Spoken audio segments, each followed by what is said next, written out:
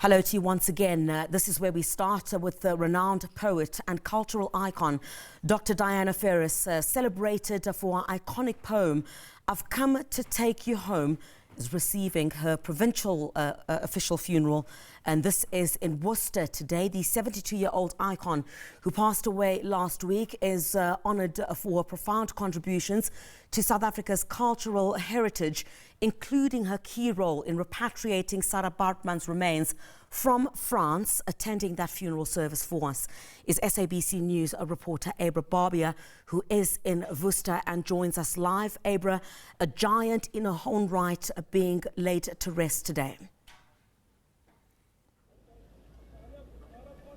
Crisaldo, good morning. I just want to give you a heads up. We are waiting for the procession to come down the road. I think this is Adderley Street in Worcester, the street that the church is in. So if the procession comes down while I'm still on air with you, Seat Lair will just obviously pan to bring the viewers those visuals. But with me right now to give us more insight into who Dr. Diana Ferrus was, I have a very close family friend, Juanita Oostendorp, who's known her for many years and who is still today in shock and trying to process everything since Dr. Ferrus has passed away. Juanita, thank you so much for speaking with us today. I know that this is not an easy day for you and it's not easy for you to speak to me like this, but as we wait for your friend, close, confident, somebody you said you was like a mentor, tell us what she meant, not only to the town of Worcester, but to South Africa as a whole, because she was a household name.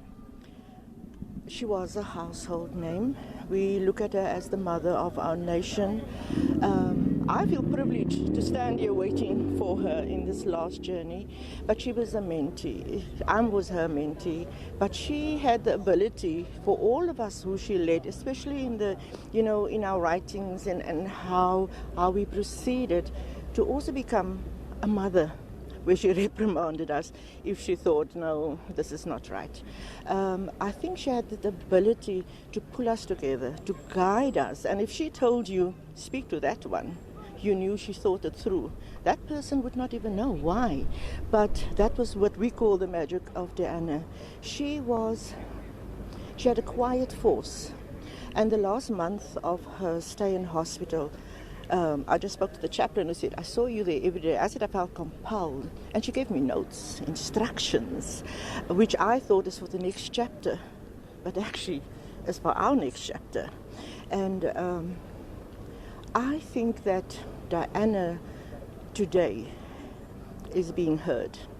Because we have to be honest, the younger generation only know her by Sara Baartman, because they know the negativity that was connected to Sara when we grew up.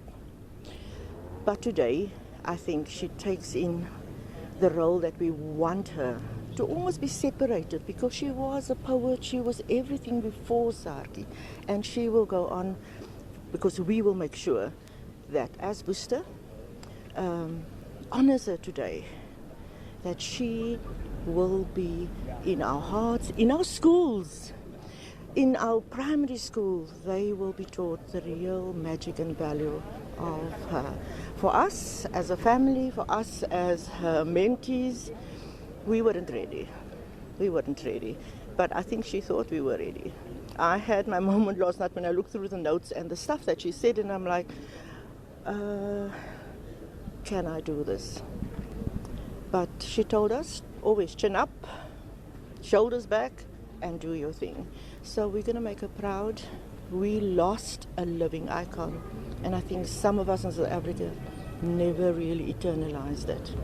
So today is a hard day, but it's going to be a proud day, because I think we somehow promised her that we will stay the course for the day.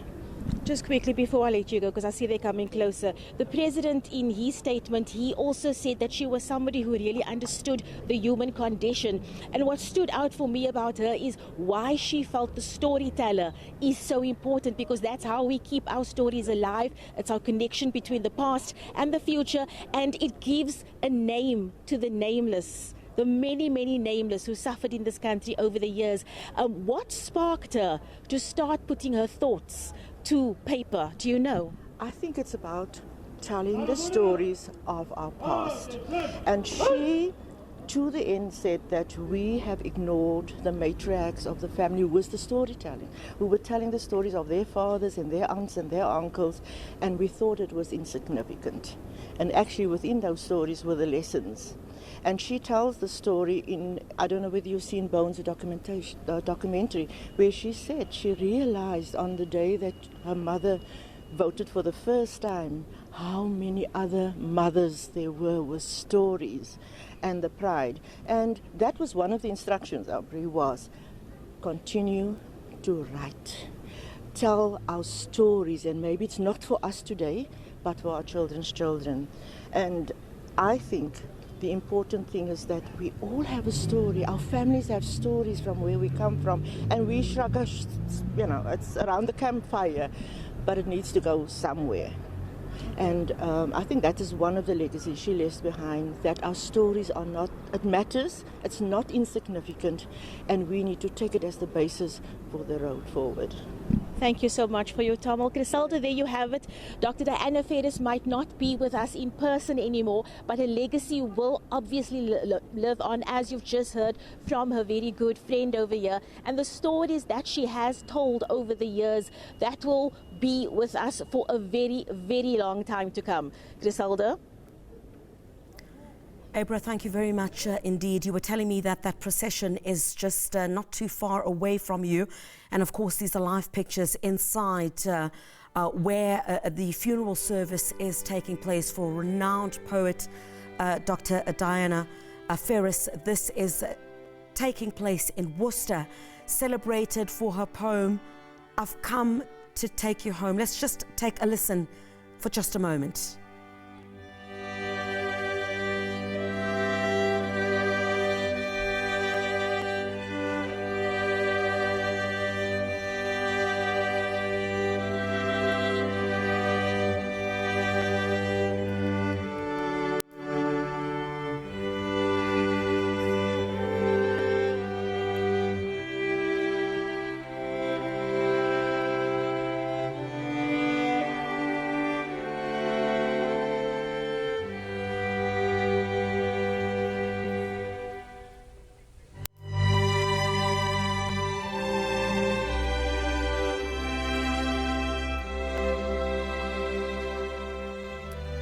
The procession carrying the remains of renowned poet and cultural icon Dr. Diana Ferrus, arriving for that final send-off in Worcester, celebrated for her iconic poem, "I've Come to Take You Home," and many other accolades as well, having played a key role in South Africa's cultural heritage, including her key role in repatriating the remains of Sara Baartman from France. The 72-year-old icon has received an official provincial funeral. So special honors for the contributions that she has made. Friends and family gathered there to say their final send-off. It looks to be the family are now gathered just on the left hand. Indeed, the coffin carrying the remains of this icon are now going to enter for the final send-off, the family member carrying her picture in the front. Also a poet and storyteller of mixed Khoisan and slave ancestry, proud of who she was and the contributions that she could make to South Africa. Scholars, including the University of the Western Cape, paying tribute to this giant, talking about the moral compass and a voice for the silenced that she was, a healer who transformed pain into purpose through language.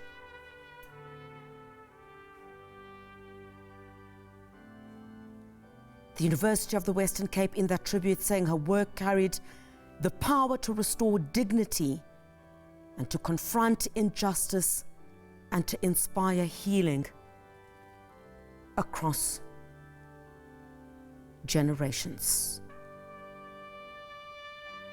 Just pause a bit as that procession makes its way into the venue in Worcester, where renowned poet and cultural icon Dr. Diana Ferrus, just like her poem, it says, "I've come to take you home." She gets to go home today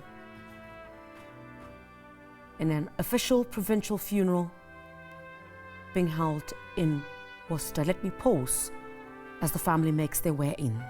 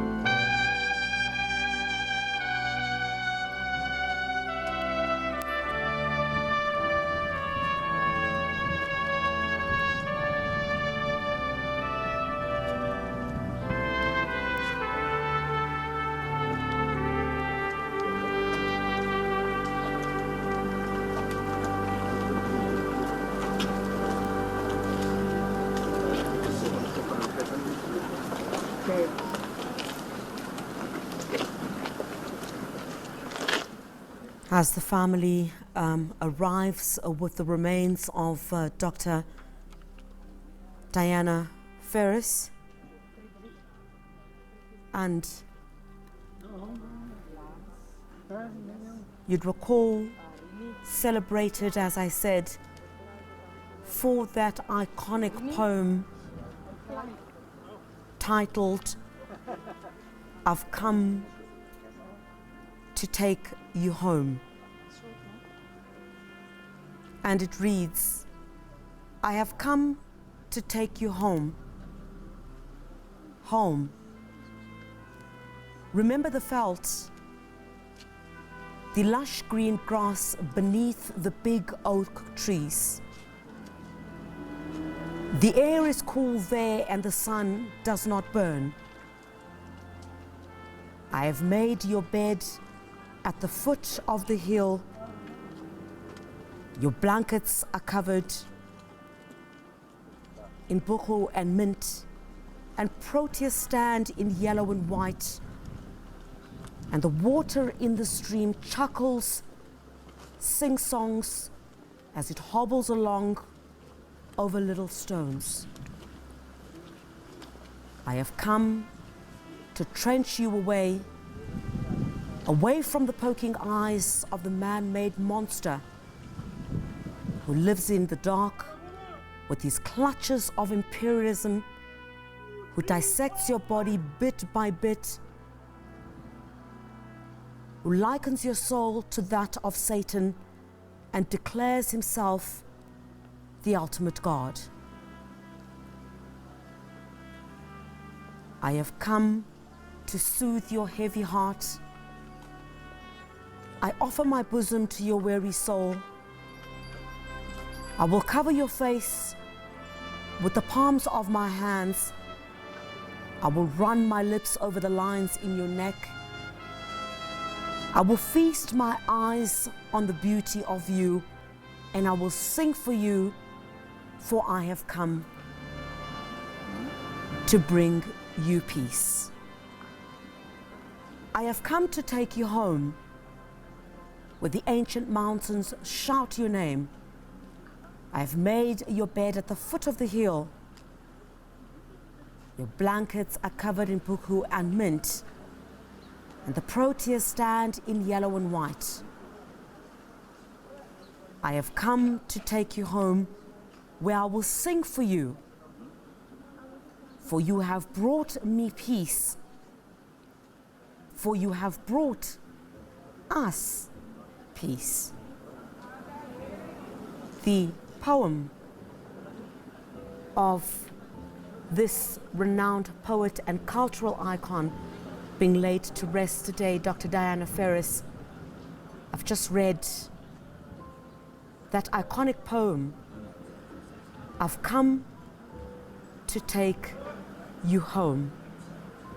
Thank you to my colleague Melanie for sending that through to me this morning. A reminder of the words in that poem. I have come to take you home, where the ancient mountains shout your name. I've come to take you home, where I will sing for you, and there will be song today in celebration of this life. Let me pause for that procession.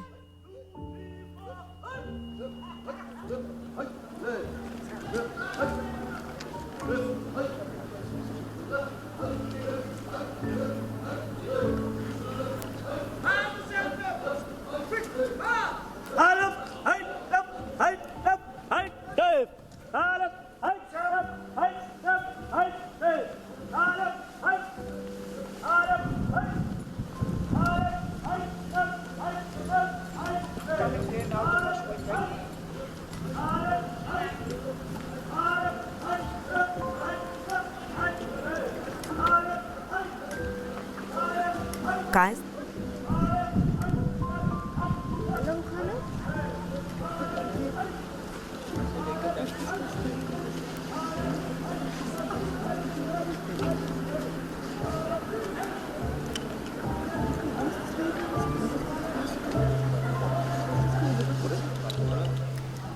the funeral service of the late icon, Dr. Diana Ferrus, taking place in Worcester. We'll take you back there a little bit later on, but let's continue with other news for now.